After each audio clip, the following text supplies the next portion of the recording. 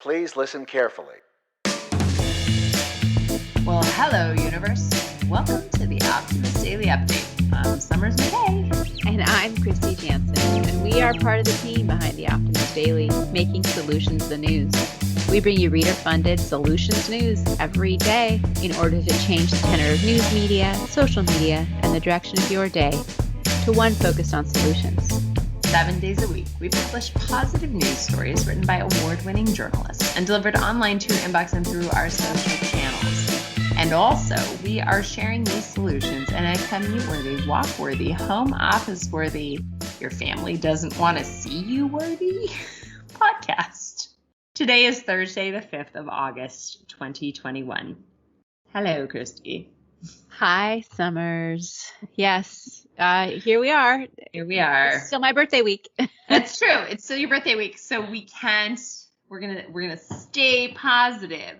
We have been alluding to some sort of challenging situations that a lot of people are undergoing right now as the Delta variant continues to spread, as cases rise. And that situation on a very personal level for me is really, really hard. As many of you guys know, my husband and I share different beliefs on a lot of different things. And it turns out we also share different beliefs on vaccines. Not all vaccines, seemingly, just this particular one. And I have been really struggling. I would say out of all of the disagreements and things that I have not been on the same page with my husband, this has probably been the hardest. And not because he and I have any trouble respecting one another's differences, but because my friends and family do not respect them. What I'm really struggling with is, like, we have been flat out told we are not invited to Christmas if my husband is not vaccinated. Myself and our older children have chosen to be so, but and that, little things like the impromptu birthday party we're throwing for my daughter this weekend. My parents are unwilling to come because my husband is not vaccinated. So it is completely in their matrix of respect and self-choice to make those choices. And it is, unfortunately, in my opinion, because I don't think he's making the right choice, but it is also likewise his choice to not choose to have a vaccination. He is not comfortable with it.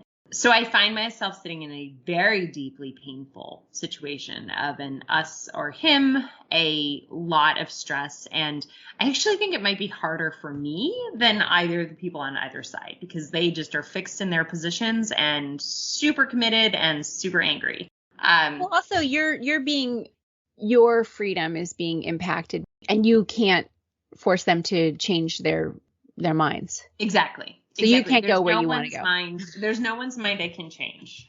And yet everyone's looking at me thinking it is my responsibility to change the other person's mind. It's gotten, I did send a message to my family and I was like, here, discuss amongst yourselves. I've got to step out of it. But even stepping out of it means my life has still been changed. I'm going to have to re-envision some things. And Kristy, I know I'm not alone in this. I actually posted on social, for those who are going through this, we're going to be looking into an article and coming up with an idea.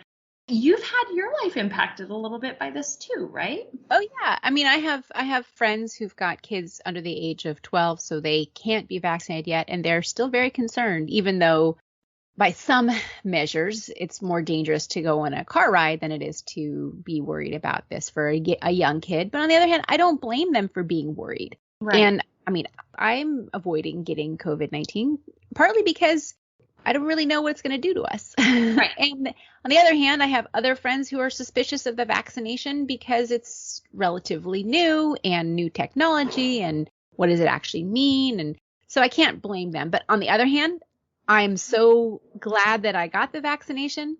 Yeah. And I feel great that I have that protection.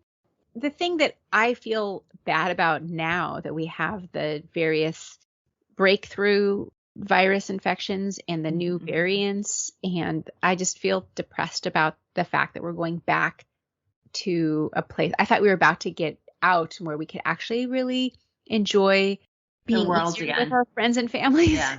The people we love again. We thought we could see them. We can hug them. And looks like it's not going to happen, partly because of this unvaccinated, vaccinated boundaries. So how do we manage that? How do we navigate that with our unvaccinated friends and family? How can we be loving and caring and supportive and not take it personally when their fear of either getting the vaccine or of not being with vaccinated people affects our lives?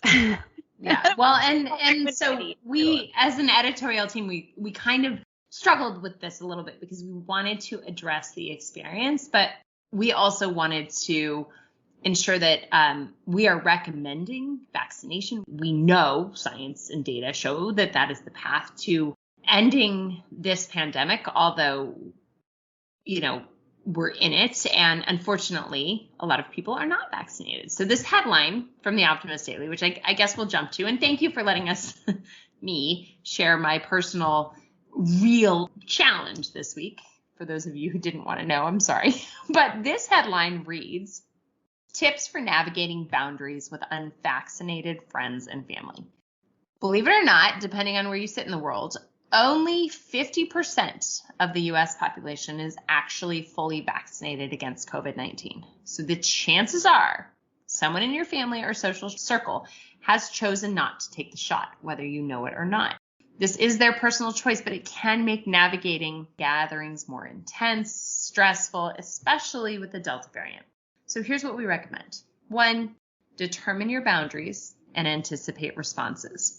I think this is really important, right? Determine your boundaries. If your boundary is that no, you are not going to spend time with an unvaccinated person, that is fine. That is your boundary. Anticipate they might not respond well. And anticipate that it's not going to be buttercups and roses. Before you even engage with friends and family, decide that you're personally comfortable in one way or not. And then ideally avoid heated conversations, right? Heated conversations can make us concede our principles, and they also can make you say really, really terrible things. So just acknowledge what your boundaries are and anticipate that delivering messages on those boundaries probably won't go well, and you probably are not going to change someone's mind. Which probably leads to the next tip here, right? Yes. Practice your wording. Everyone has the right to express themselves how they choose, but you get to basically be a little gentle in how you word your choices and your boundaries. Your interactions have to take place within certain boundaries for your own comfort. Share that. Anticipate arguments and be prepared to respond respectfully and calmly. No jabs, no checkmates. Don't devolve, guys. Just practice your wording. Last but not least, keep judgment to yourself. I have unvaccinated family members and friends who are carrying children who have autoimmune diseases. Don't assume you know the reason someone has or has not chosen to be vaccinated. And if you really want to engage with relatives on the topic, consider offering them some reputable research sources as a starting point. However, just recognize you're not necessarily going to change your minds, because a lot of times people are in fixed positions because of things you don't know or understand. So just be gentle, and we'll all get through it. And don't be afraid to tell people that you're feeling hurt or sad in the situation, because I think that this actually can cause increased depression and isolation. And I know that a lot of people are going through it. But there's other more fun things, right, Kristy? Yeah, and that said, I think that, I'm firmly in the pro-vaccine camp. I think that the benefits far outweigh the risks as far as I'm concerned. And so, yeah, that's just where I stand there. Yep. But me too.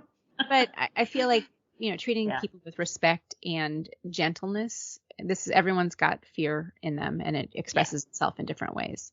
Speaking of fear and helping our kids have less of it and actually build sort of self-reliance, the article that I wanted to highlight. This one's so much more fun.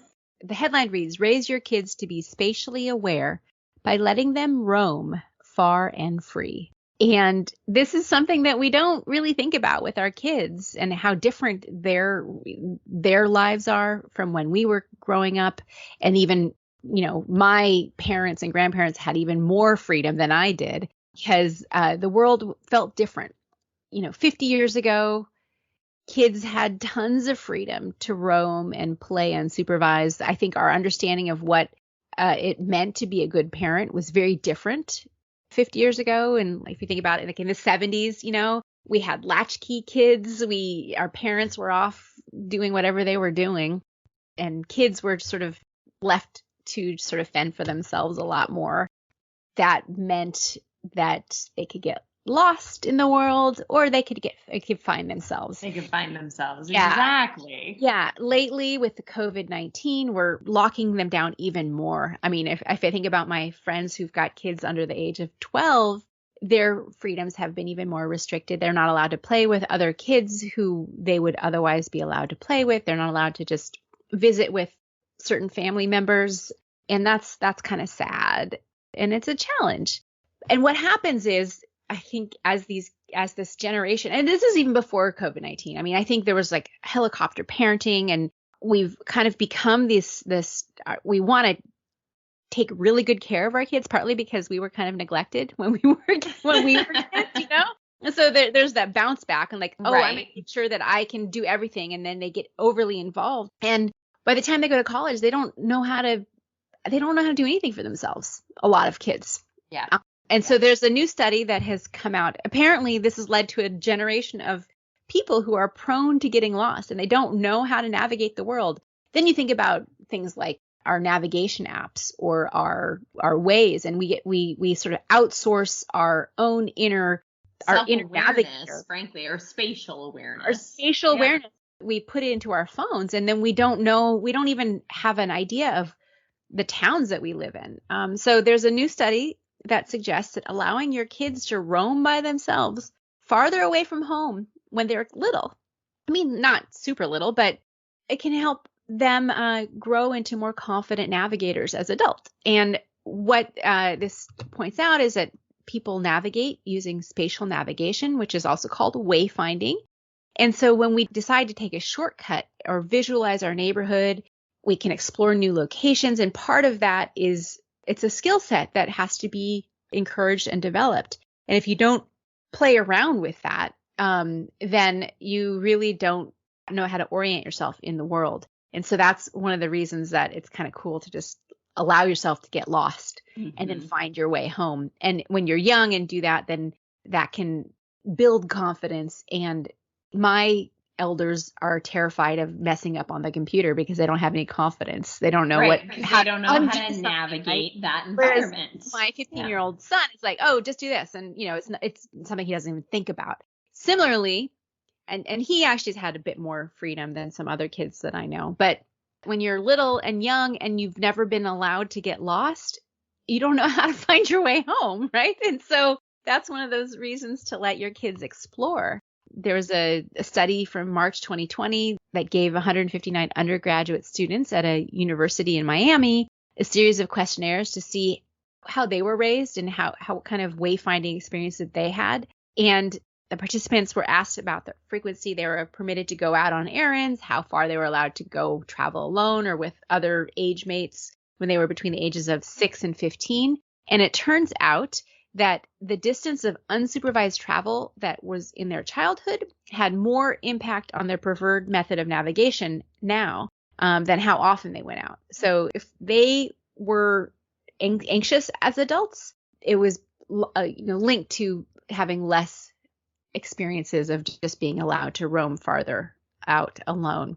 Kids who were less worried when navigating as adults. And they often prefer to use orientation information to find their way as opposed to their phone apps, right? It turns out boys are far more given more freedom than girls. That's no surprise. It's interesting to think about that. And are we being more overly protective of our kids? How can we support them in exploring and learning how to navigate the world without freaking out as like parents who are worried about our safety of our children? It's that balance, right? Exactly. It is a balance because I think many of us, I remember when it was time for me to go to college, I couldn't have been more excited. I was so ready to just like be on my own, but I had also spent a large part of my childhood going away to summer camp. I did studies abroad. My parents let my brother and I go roam and play at the creek and dig for petrified wood. And the idea of being far away or on our own was not fearful in any way, shape, or form.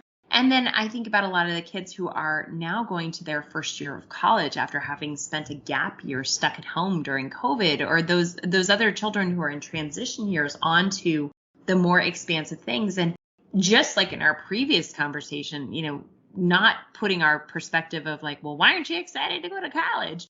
These kids have not had the same experiences, the same expansive exploratory experiences. So for those of you who, if you do have a child who's going now to college and is a bit trepidatious, like now's the time for them to learn and expand and explore. And for me, well, I'm just going to let my 2-year-old play in the backyard all on her own. That's what she's going to do this weekend. She's just going to hang out and expand. And the thing that's lucky for you is because you've got a bit more ruralness around you. You feel safer with her exploring places and the landscape in ways that city parents probably wouldn't. Don't have that autonomy. But there's other things that are interesting. Like I remember when my first year of graduate school, I got to teach my friend how to withdraw money from a cash machine because she had never used an ATM. Mm-hmm. And this was going to graduate school, so she had been very, very sheltered, But I mean, that's something that we can help our kids learn how to navigate the world as adults when they're in high school. Maybe it means that they lose out on something because they didn't take all the steps, but in losing out on an opportunity because they forgot to fill out a form, for example, next time they'll be sure to make sure that form gets filled out and signed. Exactly. So everybody let your kids pump your gas, tell them to go take out the trash. And dig around for dog poop. And let them fail every so often and learn from that. But hopefully not accidentally put diesel in your... Yeah, that could be really... But they certainly won't ever do it again. That is true. Hey, guys, that and so much more. Thank you for a relatively intense Optimist Daily update, Kristy. But also, today on the Optimist Daily, you can read 3 crucial soft skills that you will need to thrive in a hybrid workplace. This eco-friendly energy storage device is made from tropical fruit waste. Might be smelly. How NASA's technology is helping firefighters tackle wildfires on the ground. What else do we have, Kristy? Well, Sierra Leone has abolished capital punishment. I think that's definitely a solution towards a fairer, more just world. There's a new metric, which is assessing road safety before accidents happen. Cooperation beats contracting for affordable homeless housing. 5 anti-inflammatory spices that aren't turmeric for those turmeric. How do you pronounce it? Is it turmeric? Is that turmeric? Yeah, that's how I pronounce it. Yeah, it's properly turmeric. Okay, cool. Just checking. Yeah, and cheaper and cleaner, Europe's renewable energy success story. That's all of our top stories for today, but there's those and more on theoptimistdaily.com. So go check everything out. And in the meantime, thanks so much for listening to today's Optimist Daily Update. We promise to keep sharing positive, solution-based stories with ideas on how you can participate in this crazy, changing world and help ensure that it's changed for the good. We promise to keep covering current events with accurate, legitimate sources and offering you information that we all need to help chart new paths for all of us, even if it means negotiating between the vaccinated and unvaccinated amongst us. That and much more, as always, on the Optimist Daily, guys. $5 a month, become an emissary. We need your help. I need your help. I need help. Never mind.